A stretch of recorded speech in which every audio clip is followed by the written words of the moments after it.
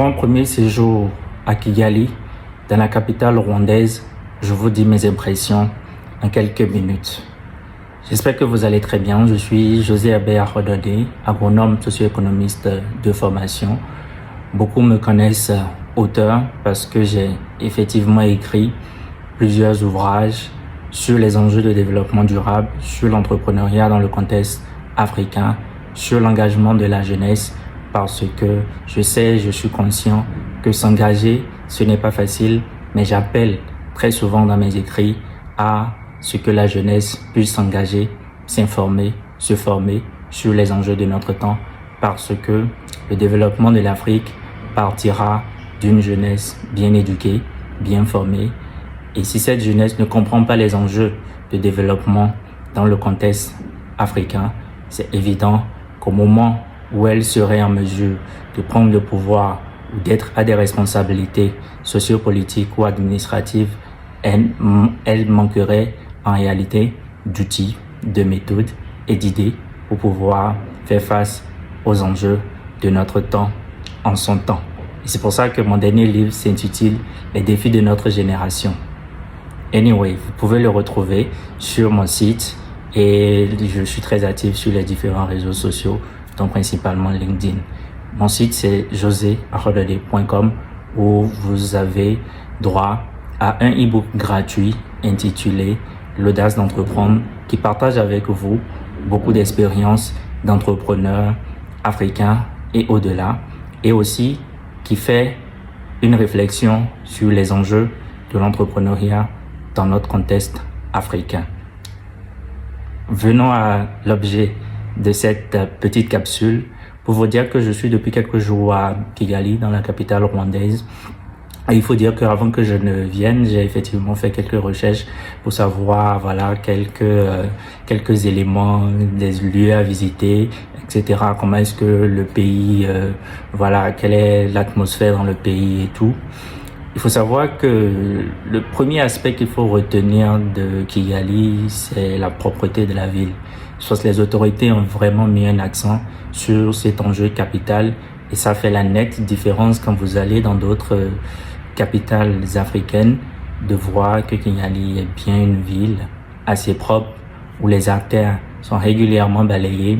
Même en pleine journée, vous allez voir des dames et des hommes en train de nettoyer les ruelles, les caniveaux et tout.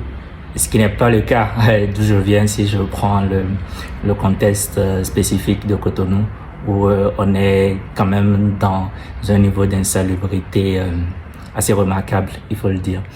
Et donc, Kigali, le relief ici est une zone assez montagneuse. Du coup, il y a des nivellements. Vous allez voir qu'il y a beaucoup de bâtiments qui sont en hauteur, les voies pareilles. Donc, il y aura des pentes parfois quand vous circulez. Il y aura des zones où c'est vraiment une descente avec une pente très remarquable et d'autres zones où c'est une montée avec également des pentes non négligeables. Mais les populations s'y adaptent très bien et donc du coup la zone dans laquelle j'ai pu tourner, faire l'activité pour laquelle je suis venu et également faire un peu les allers-retours, visiter la ville. Et j'ai pu remarquer effectivement que c'est une zone verte. Il y a beaucoup de jardins, mais également des zones vertes qui sont maintenues. Donc vous allez voir de la verdure presque partout, des arbres presque partout, de la verdure presque partout. Et c'est un engagement, je pense, de protection aussi de l'environnement. Et c'est un exemple que sûrement d'autres capitales africaines peuvent s'inspirer pour pouvoir mieux aménager nos espaces urbains. Ce que j'ai appris aussi, c'est que on ne se lève pas pour construire comme on veut à Kigali. Il faut prendre une autorisation. Avant que vous ne lancez le chantier, il faut que l'architecte que vous avez choisi du coup puisse s'assurer de respecter un certain nombre d'exigences. Donc, vous devez fournir le plan de la construction qui doit être en conformité avec les exigences du gouvernement et les exigences des autorités municipales qui ont à charge la ville de Kigali. Et donc, du coup, le temps de construction aussi est mesuré, vous avez un délai et donc il y a un aspect très spécifique qui consiste à ne pas trop laisser traîner les chantiers en construction. Et donc, très souvent, comment est-ce que les gens font? Il faut les autorisations préalables, mais aussi avant de lancer le chantier, vous mettez une pancarte où vous inscrivez les différentes informations sur la durée, également le plan et normalement le nom de l'architecte et les contacts éventuels. Du coup, les autorités font des contrôles et à un moment, passé le délai, vous serez appelé à payer des pénalités ou vous serez appelé à abandonner et à perdre le domaine si effectivement votre éléphant blanc reste blanc pendant longtemps. Parce que l'architecture dans la ville est assez spécifique et vous allez voir qu'on ne construit pas n'importe comment. Il y a un aménagement qui est fait et donc il y a aussi une exigence par rapport à la nature des constructions des immeubles et aussi au positionnement stratégique pour permettre à la ville de demeurer une capitale modèle pour l'Afrique en termes d'urbanisation, mais aussi du coup en termes d'architecture. C'est pour ça que vous allez voir des constructions qui ont un certain standing. Évidemment, la conséquence, c'est que le locatif, le loyer reste relativement élevé dans la ville capitale et c'est sûrement si vous vous éloignez dans d'autres communes que vous pouvez avoir des loyers plus ou moins abordables. Mais après, ça dépend toujours de la bourse de chacun, de savoir ce qui est abordable ou pas. Ça dépend de votre budget et donc du coup, c'est un aspect relatif. Pareil pour les hôtels, hein. J'ai pu fréquenter quelques-uns pour voir qu'il y a un standing qui est assez remarquable, un niveau de service, je dirais, exceptionnel pour ce que j'ai pu voir, avec des agents qui sont à votre écoute. Et presque partout, c'est un aspect que j'ai pu remarquer, même quand vous sortez auprès des conducteurs de taxi, que ce soit voiture ou taxi moto.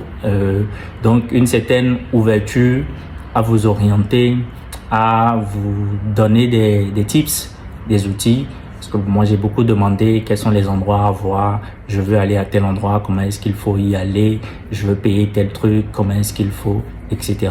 Donc, des éléments spécifiques comme ça où, voilà, disons que vous êtes venu seul dans un contexte spécifique, vous croisez n'importe qui, la personne est en mesure très souvent de pouvoir vous orienter et vous donner des réponses spécifiques par rapport à un certain nombre de questionnements.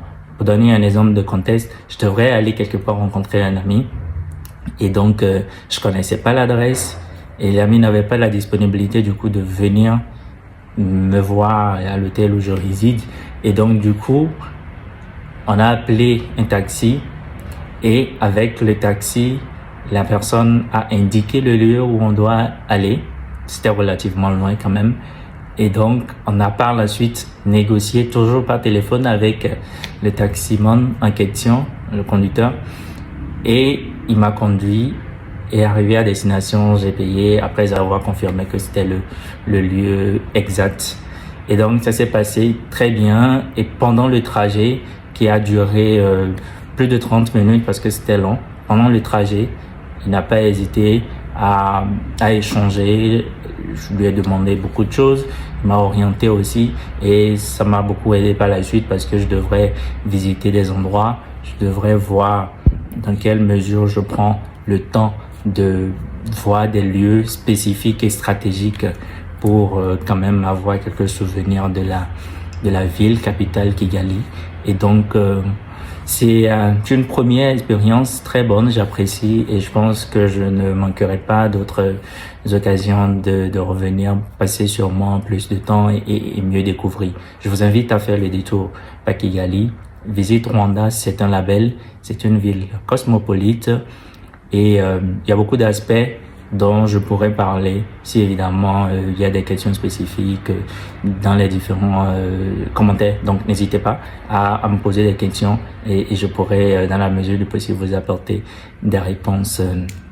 Mais également, un dernier point que je souhaiterais aborder avec vous avant de finir, c'est de vous préparer. C'est-à-dire que nous, on a quitté un pays toujours francophone, mais en Afrique de l'Ouest, du coup le Bénin, où la monnaie utilisée c'est le franc CFA. Donc il faut se préparer en conséquence, faire les échanges nécessaires et ne pas venir ici avec le franc CFA parce que ça ne va pas être accepté ni dans les boutiques, ni voilà.